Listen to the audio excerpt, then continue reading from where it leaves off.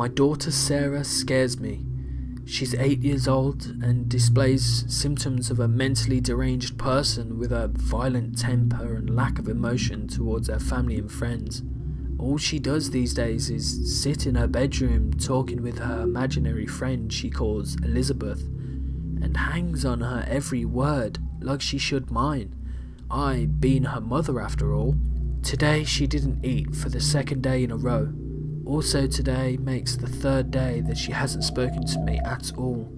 She just spoke to me as I'm writing this to simply say, "I wish you were dead." I almost burst into tears right in front of her.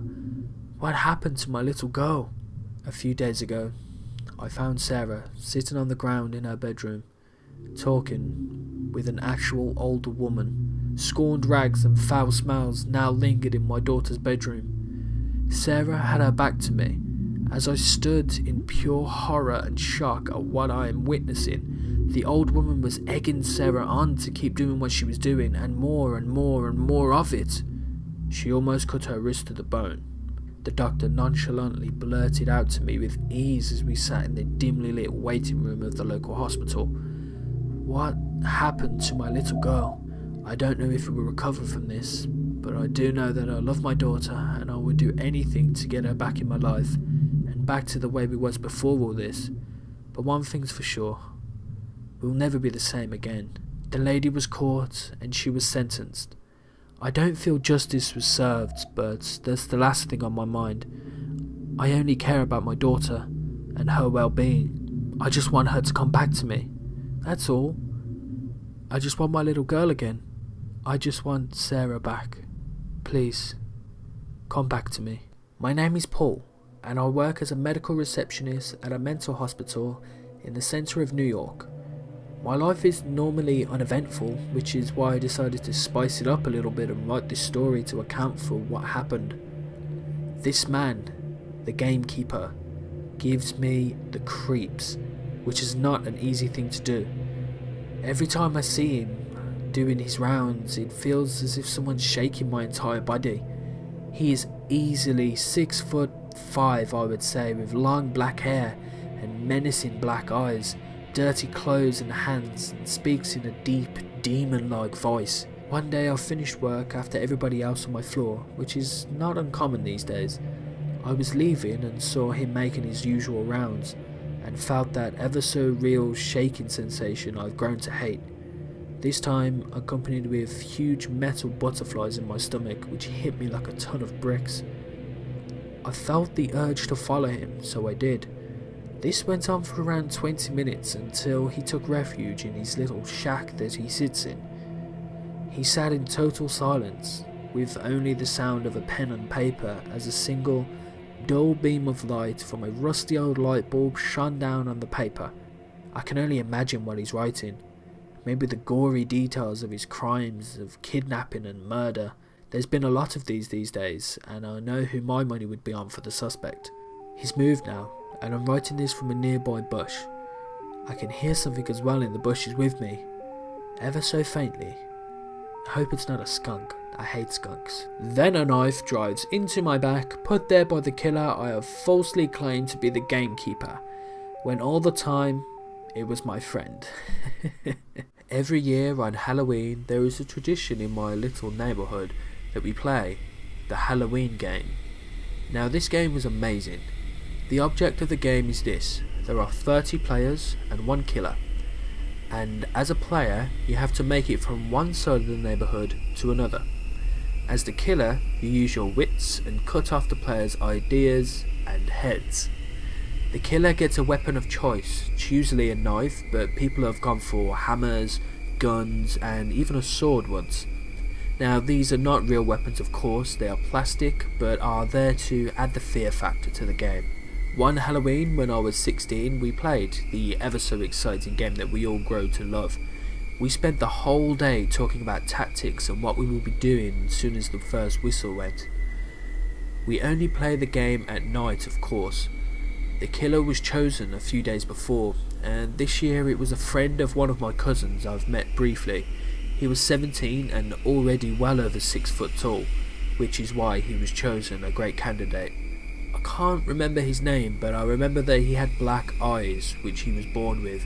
Very rare, the doctor said, but they were cool and scary. The night came and we all got ready in our dark clothing and secret walkie-talkies and headed to the starting line, where we were met by 26 other players and the killer.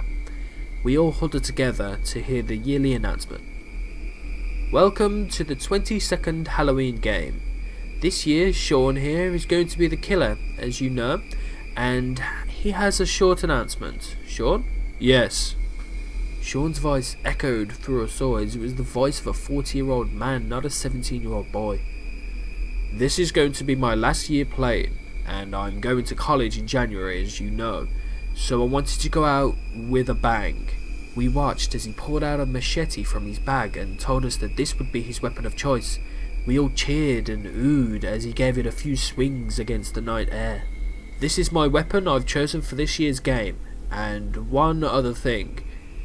It is very real, so this year you really don't want to get caught. We all fell silent until the announcer said, "Okay, killer in position, and let the games begin." Before we even had a chance to decide an opinion, we started our usual rounds of hiding mixed with small dashes of courage as we ran across open fields and streets. Our neighbourhood is a perfect mix of forest land and urban back streets dimly lit by streetlights. We all separated as quickly as we had arrived, and in a few seconds I found myself alone, accompanied only by the warm cloud formed out of my mouth on every exhale. The gravity of the moment started to settle in as I heard the first screams of the players I'm sure was my friend and his older sister.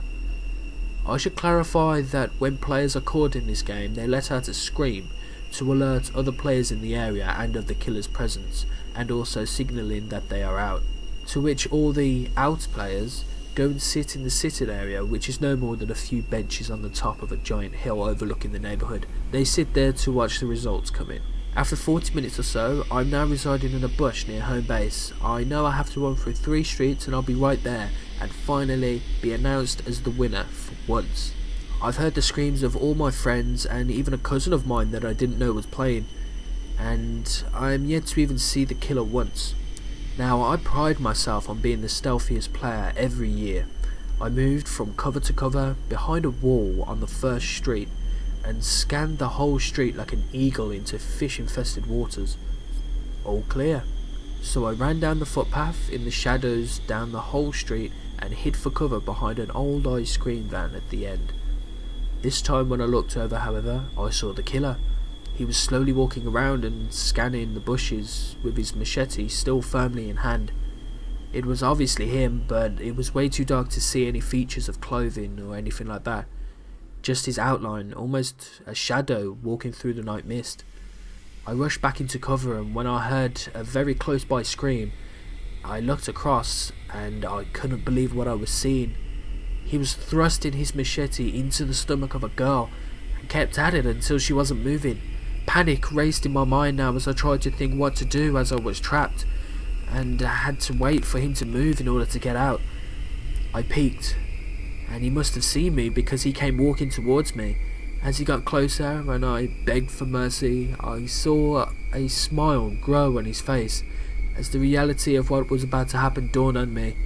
A loud whistle rang, a whistle of the announcer, signalling an emergency end to the game. They must have discovered one of the bodies. Upon the sound of the whistle, he turned around and ran off, and within a few seconds, he was gone. I'm never playing that game again. Breathe in, breathe out. The beauty of the kill peppered in righteous doubt. An inner mind war with my thoughts and what's right, overshadowed by the darkness of the night.